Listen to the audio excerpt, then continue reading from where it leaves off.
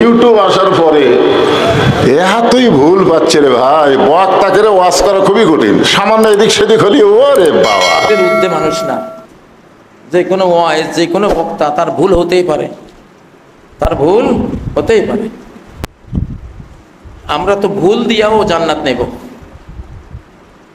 আমরা পাপ দিয়েও জান্নাত নেব আল্লাহর কাছ থেকে, যদি ঈমান থাকে।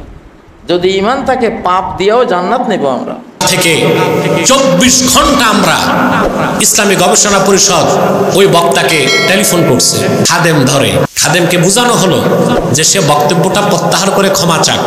আমাদের দায়িত্ব কর্তব্য কি, এটা কোরআন দিয়ে, হাদিস দিয়ে আর বাস্তবতা দিয়ে বলতে গিয়ে একটা কথা আমার ওভাবে বলা ঠিক হয়নি। বলেছিলাম যে সংবাদ এটা নবী থেকে আসা, কারণ নবী মানে সংবাদ বাহক। যারা সত্যের সংবাদ বহন করে নিয়ে বেড়ায় তাদেরকে আল্লাহ রাব্বুল আলামিন এই পৃথিবীতে নবী করে পাঠিয়েছিলেন। প্রিয় দর্শক, মুফতি আমির হামজা নবীজি সাল্লাল্লাহু আলাইহি ওয়াসাল্লামকে সাংবাদিক বলায় পুরো বাংলাদেশ তোলপাড়। প্রিয় দর্শক, পরিশেষে মুফতি আমির হামজা জাতির কাছে এবং আল্লাহ তাআলার কাছে ক্ষমা চেয়েছেন। সেই দিন এই কথাটি কেন বলেছেন, সেই দিন কেন তিনি নবীকে সাংবাদিক বলেছেন, কোন কথা বলতে গিয়ে সাংবাদিক বলেছেন, আমরা বিস্তারিত আজকে জানবো ইনশাআল্লাহ। মুফতি আমির হামজা হুজুর এ বিষয় নিয়ে জাতির কাছে ক্ষমাও চেয়েছেন। এ বিষয়ে আজকে আমরা পুরোটাই জানবো ইনশাআল্লাহ। প্রিয় দর্শক, আজকে আমাদের বিশেষজ্ঞ প্যানেলে বাংলাদেশের বিজ্ঞ 8 জন আলেম রয়েছেন। চলুন এই বিজ্ঞ 8 জন আলেমের কাছ থেকে আমরা জেনে আসি নবীজিকে কেন তিনি সাংবাদিক বলেছিলেন, বা সাংবাদিক বলার পরে তিনি যে ক্ষমা চেয়েছেন এ বিষয়ে আলেম ওলামাদের মন্তব্য কি, মতামত কি, আমরা এই বিষয়ে জানবো ইনশাআল্লাহ। প্রিয় দর্শক, আমাদের বিশেষজ্ঞ প্যানেলে যিনারা রয়েছেন, 1 নম্বরে ডক্টর এনায়েতুল্লাহ আব্বাসী, 2 নম্বর মুফতি কাজী ইব্রাহিম, 3 নম্বর মাওলানা আজিজুল ইসলাম জিহাদি, 4 নম্বর মুফতি বজলুর রশিদ মিয়া, 5 নম্বর মাওলানা গোলাম রব্বানী, 6 নম্বর শায়েখ আহমদুল্লাহ, 7 নম্বর মুফতি আমির হামজা, 8 নম্বর জনপ্রিয় স্কলার ডক্টর মিজানুর রহমান আজহারি। প্রিয় দর্শক, চলুন আমরা একে একে তাদের বক্তব্যটি শুনে আসি। আমরা শুরুতেই ডক্টর এনায়েতুল্লাহ আব্বাসীর বক্তব্যটি শুনে আসি। তার হাবিবের সাথে কথা বলার ক্ষেত্রে কি রকম শব্দ চয়ন করতে হয় এই জ্ঞান যার নাই, ওই রকম নরধম জাহান্নামের কীট ওয়াজ করার যোগ্যতা রাখে না। গতকাল থেকে 24 ঘন্টা আমরা ইসলামী গবেষণা পরিষদ ওই বক্তাকে টেলিফোন করছে, খাদেম ধরে। খাদেমকে বোঝানো হলো যে সে বক্তব্যটা প্রত্যাহার করে ক্ষমা চাক। এটা কি রকম রিজেক্টেড মাল যে নবী শব্দের অর্থ করে সাংবাদিক, এরকম একটা মিথ্যা উদ্ভট অর্থ করে, তা হচ্ছে সুস্পষ্ট তাহরিফ। নবী শব্দের অর্থ সাংবাদিক করা হচ্ছে তাহরিফ, এটা কোরআনের তাহরিফ, এটা কুফর। আর এই রকম শব্দ আবার আল্লাহর হাবিবের আরশচুম্বী সম্মান মর্যাদার দিকে নিসবত করা জঘন্যতম কুফর। গতকাল থেকে 24 ঘন্টা আমরা ইসলামী গবেষণা পরিষদ ওই বক্তাকে টেলিফোন করছে, খাদেম ধরে। খাদেমকে বোঝানো হলো যে সে বক্তব্যটা প্রত্যাহার করে ক্ষমা চাক। খাদেম বলে ঠিক আছে, ক্ষমা চাবে আল্লাহর কাছে, প্রকাশ্যে দরকার কি? বেকুফরা বুঝলো না, প্রকাশ্যে কুফুরির প্রকাশ্যে তওবা, প্রকাশ্যে গুনাহের প্রকাশ্য তওবা।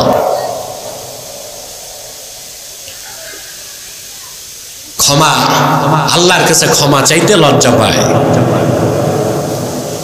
এই মূর্খ বক্তাগুলো বুঝলো না হযরতে আদম আল্লাহর একটা হুকুম মানতে পারেন নাই, তওবা করে হয়ে গেলেন নবিউল্লাহ। যে কোনো আলেম সে একজন ভুলের ঊর্ধ্বে মানুষ না। যে কোনো ওয়াজ, যে কোনো বক্তা তার ভুল হতেই পারে, তার ভুল হতেই পারে।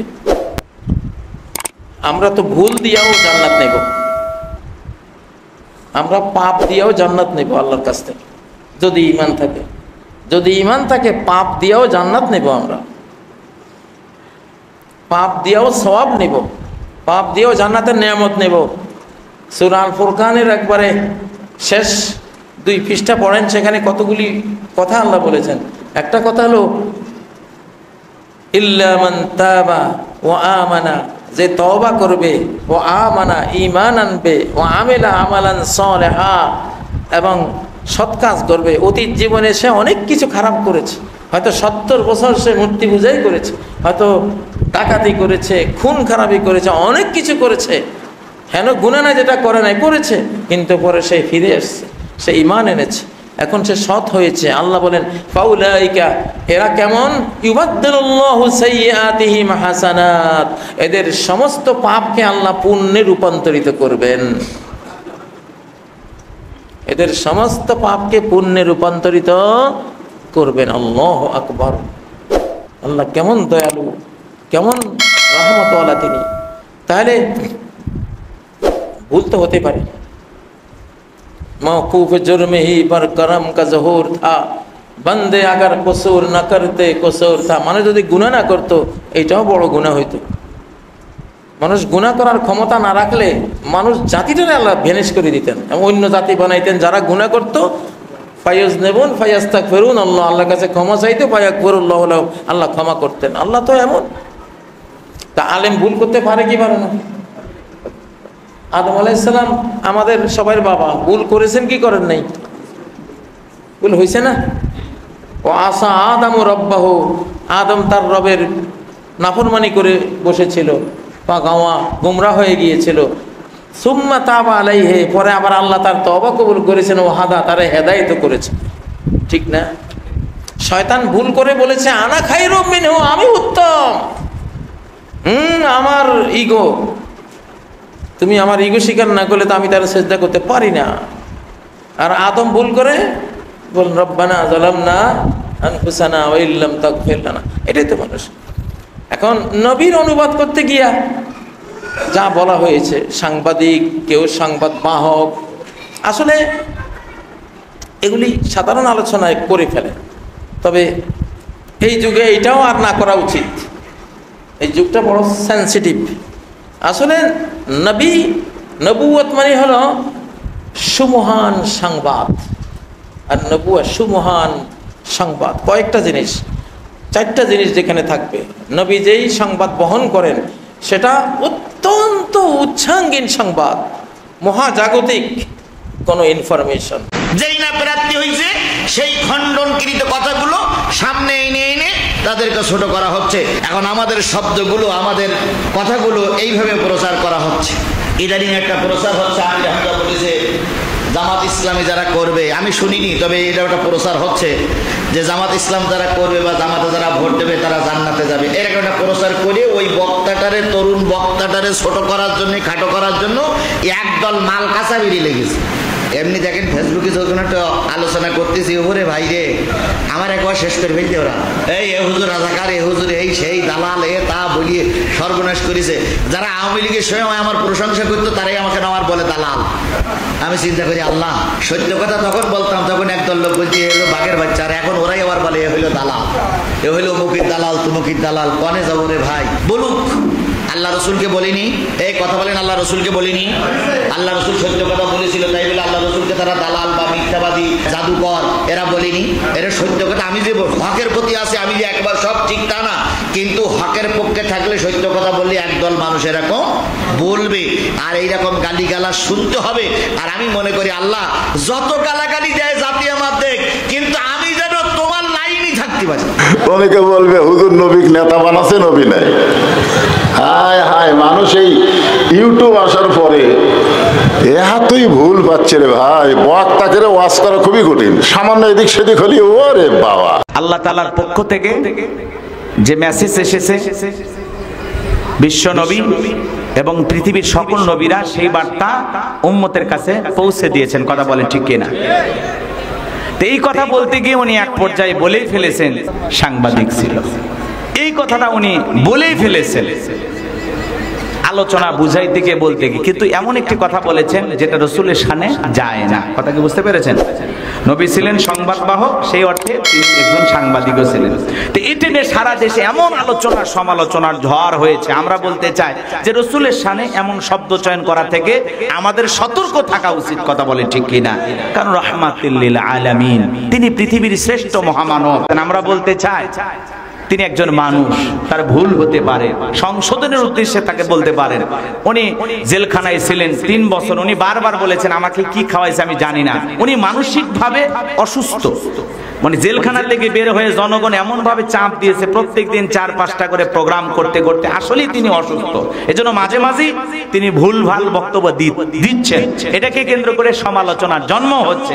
আর তারপরেও আমির হামজা এতদিন সমালোচনা কম থাকলেও যেহেতু তিনি এমপি পদপ্রার্থী, এইটা হওয়ার কারণে কিছু রামবাম নাস্তিকদের সমালোচনা আরো বেশি শুরু হয়ে গেছে, কথা বলে ঠিক কিনা? আর এর সাথে এই দেশের কিছু নিষ্পাপ ওলামা ইকরামও সমালোচনা শুরু করেছেন।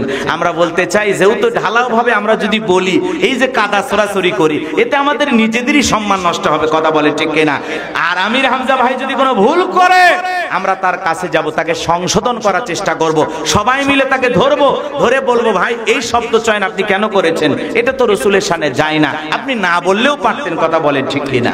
আল্লাহ যেন আমাদের হেদায়েত দান করেন। প্রত্যেকটা সমালোচনা যেন হয় সংশোধনের উদ্দেশ্যে, আমরা যেন কোনো ভাইকে আক্রমণ করে তাকে যেন আরো বিপদগামী না বানায়, কথা বলেন ঠিক কিনা? তিনি যদি সত্যি রসুলের শানে এই কথাটা বলে বেয়াদবি হয়, উনি আল্লাহর কাছে ক্ষমা চাবেন, এই জাতির কাছেও তিনি ক্ষমা চাইবেন, কথা বলে ঠিক কিনা? আল্লাহ আমাদের হেদায়েত দান করেন। জোরে বলেন না আমি। এই ব্যাপারে আমরা ক্ষমা সুন্দর দৃষ্টিতে দেখবো, আর উনিও মানুষ, হয়তোবা ভুল থেকে শুধরে ফিরে আসবেন ইনশাআল্লাহ। তাই বলে কাফের ফতুয়া দেবেন, হ্যাঁ যা ইচ্ছে তাই বলবেন, এটা বলা যাবে না। আর আপনি কোন দলিলে তাকে কাফের বলে দিলেন? কথা বলেন না কেন? এই যে আমরা অনেক বাড়াবাড়ি অতিরঞ্জিত কথা বলি, কেউ কেউ বলতেছেন এই হয়েছে ওই হয়েছে, মানে এ বাপ রে বাপ, হয়েছেটা কি? আমাদেরই তো ভাই, তার বিরুদ্ধে কথা বললে তো আমাদেরই গায়ে লাগে, কথা বলে ঠিক এটা? এই জন্য এই বিষয়গুলো আমরা সতর্ক থাকবো, যাই ভুল করুক সে যেন সংশোধন হয়, আমরা যেন তাকে সংশোধন করার চেষ্টা করি ইনশাআল্লাহ। নবী করিম সাল্লাল্লাহু আলাইহি সাল্লামের শানে, আল্লাহর শানে, দিনের এ জাতীয় কোর ইস্যুগুলোতে কথা বলতে আমাদের অনেক ভেবেচিন্তে কথা বলতে হবে, অনেক দায়িত্বশীলতার পরিচয় দিতে হবে।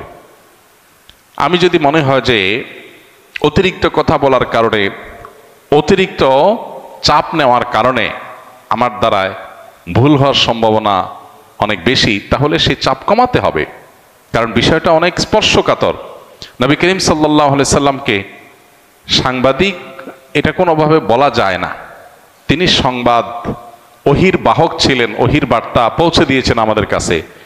তিনি রাসূলুন আমিন, তিনি নবী আল উম্মি। তাকে আল্লাহ তাআলা যে সমস্ত উপাধিতে ভূষিত করেছেন, আমরা সেই উপাধিগুলো তাকে দেব।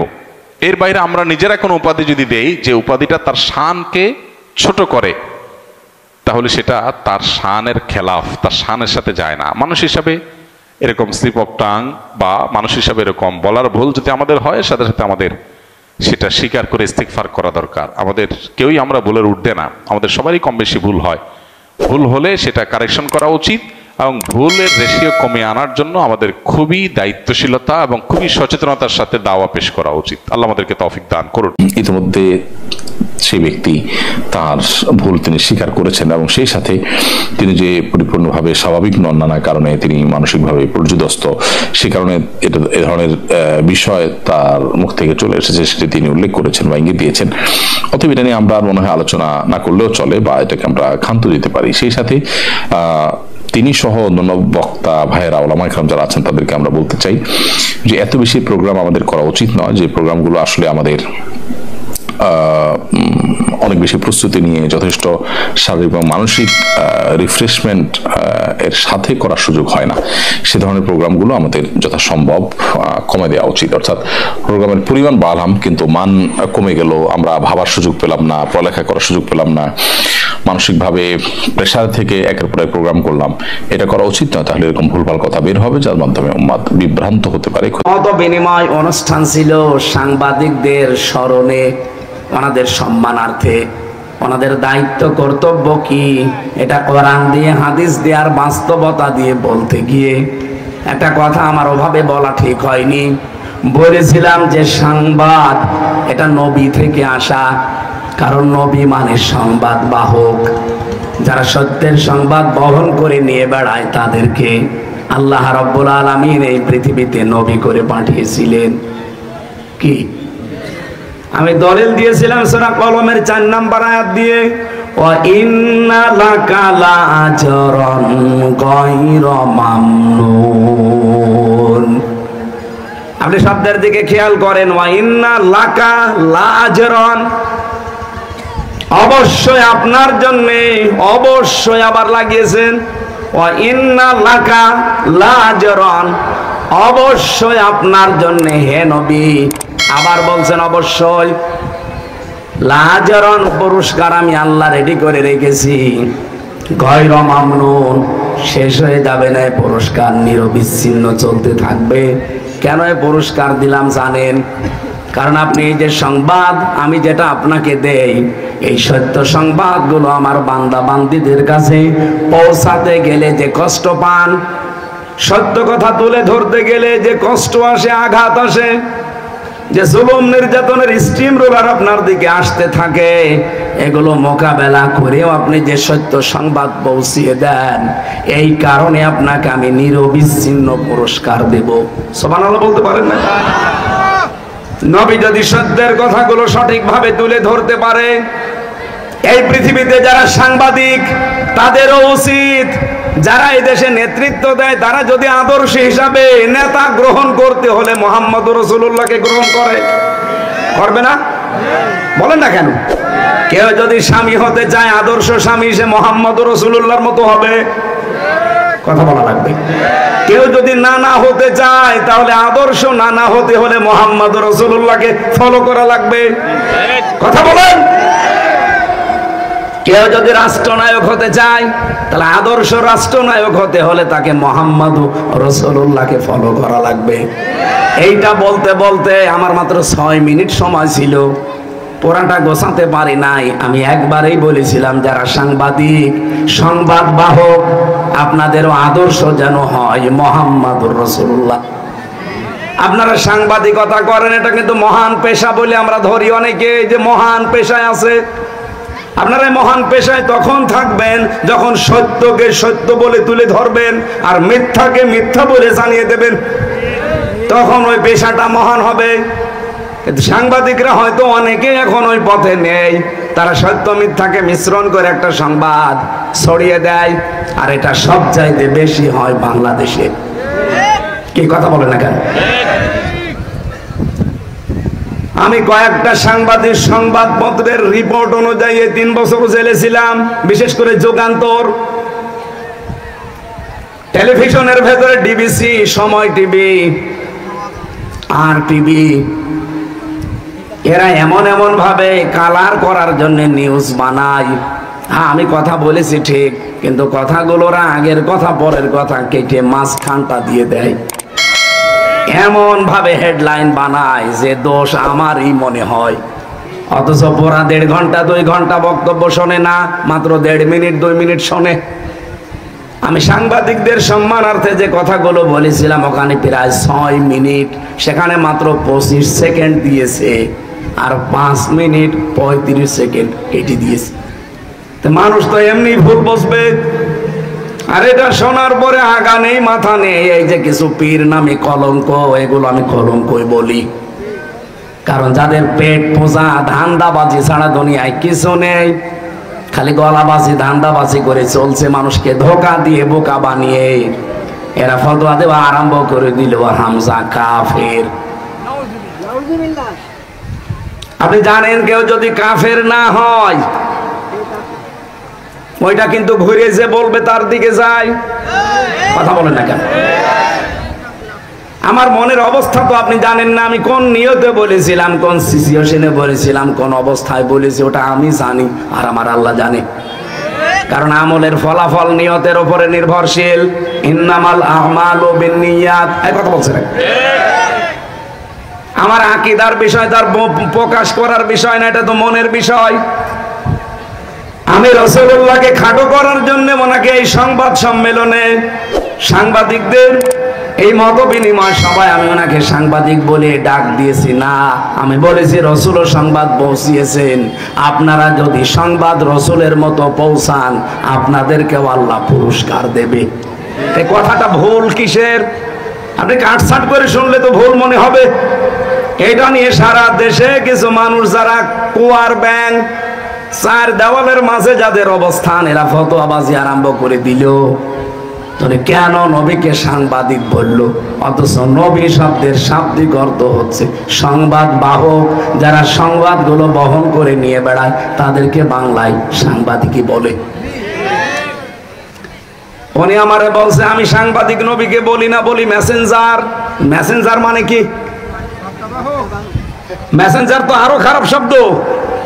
ব্যাংকে যতগুলো পোস্ট আছে দেখবেন তার একটা পোস্ট আছে মেসেঞ্জার। এই যে চা টেনে দেয় পানি মানি, তো খুব ভালো পোস্ট। এই কথা বলছে না কেন? মত বিনিময় অনুষ্ঠান ছিল সাংবাদিকদের স্মরণে, ওনাদের সম্মানার্থে। ওনাদের দায়িত্ব কর্তব্য কি এটা কোরআন দিয়ে হাদিস দিয়ে আর বাস্তবতা দিয়ে বলতে গিয়ে একটা কথা আমার ওভাবে বলা ঠিক হয়নি। শয়তান আল্লাহকে সেদিন চ্যালেঞ্জ দিয়ে বলেছিল, আল্লাহ আমি দেখে নেব কি করে তুমি তোমার বান্দাদেরকে জান্নাতে ঢুকাও। আল্লাহ তাআলা বললেন চ্যালেঞ্জ অ্যাকসেপ্টেড, তোমার চ্যালেঞ্জকে আমিও গ্রহণ করলাম। তুমি আজীবন আমার বান্দাদেরকে ধোঁকা দিবে, কিন্তু আমার বান্দা যখন অনুতপ্ত হয়ে চোখের পানি ছেড়ে ক্ষমা চাইবে আমি জীবনের সব গুনাহ মাফ করে দেব। প্রিয় দর্শক, এতক্ষণ আমরা শুনছিলাম বাংলাদেশের বিজ্ঞ 8 জন আলেমের কাছ থেকে যে মুফতি আমির হামজা নবীজিকে সাংবাদিক বলেছেন, এই কথাটা ঠিক নাকি ব্যাঠিক বলেছেন। আমরা এখানে জানতে পারলাম যে মুফতি আমির হামজা কেন এই কথাটি বলেছিলেন, নবীজিকে সাংবাদিক কেন বলেছিলেন, তিনি কি জন্য বলেছিলেন, তার বিস্তারিত আমরা জানতে পেরেছি। এবং মুফতি আমির হামজা এটা ভুল করেছেন, সে স্বীকারও করেছেন এবং পরিশেষে জাতির কাছে ক্ষমা চেয়েছেন, আল্লাহ তাআলার কাছেও তিনি ক্ষমা চেয়েছেন। প্রিয় দর্শক, মহৎ মানুষ তো সেই ব্যক্তি যে ভুল করার পরে সে ক্ষমা চায়, এবং আল্লাহ তাআলা ওই বান্দার উপরে এত বেশি খুশি হন যে ভুল করার পরে তার ভুল ধরতে পেরে আল্লাহ তাআলার কাছে ক্ষমা চায়, আল্লাহ তাআলা ওই বান্দার উপরে বেশি খুশি হয়ে যান।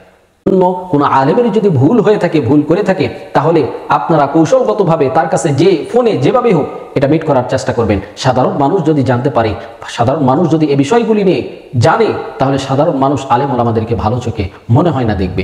এই জন্য এই ভুলগুলি আলেম ওলামারাই তো ধরবেন, একজন আলেমের ভুল একজন আলেমই ধরবেন, এটাই স্বাভাবিক। কিন্তু আলেম ওলামারা আপনারা ভুল ধরবেন, আপনারা সংশোধন করবেন সেভাবে যাতে সাধারণ মানুষ আপনাদের উপরে একটা আস্থা রাখতে পারে, আপনাদের মাসআলা আপনাদের কথার উপরে মানুষ অনেক আগ্রহ জাগে মানুষের যে আপনাদের কথাগুলি শুনবে। এই জন্য প্রিয় দর্শক, মুফতি আমির হামজা হুজুর তিনি নবীজি সাল্লাল্লাহু আলাইহি ওয়াসাল্লামকে সাংবাদিক বলেছেন, এই কথা তিনি ভুল বুঝতে পেরেছেন যে আমি এটা ভুল করেছি। এই জন্য তিনি জাতির কাছেও ক্ষমা চেয়েছেন, আমার বিশ্বাস তিনি আল্লাহ তাআলার কাছেও ক্ষমা চেয়েছেন। এই জন্য প্রিয় দর্শক, এগুলি নিয়ে আমরা বাড়াবাড়ি না করি, আল্লাহ তাআলার কাছে আমরা সর্বোপরি দোয়া করি আল্লাহ তাআলা আমাদের সবাইকে যেন সকল প্রকার ফিতনা থেকে হেফাজত করেন, এবং আল্লাহ পাক রব্বুল আলামিন আমাদের সবাইকে যেন কোরআন সুন্নাহর উপরে চলার তৌফিক দান করেন, কোরআন সুন্নাহ অনুযায়ী জীবন যাপন করার, কোরআন সুন্নাহ অনুযায়ী আমল করার তৌফিক দান করেন। আসসালামু আলাইকুম ওয়া রাহমাতুল্লাহি ওয়া বারাকাতুহু।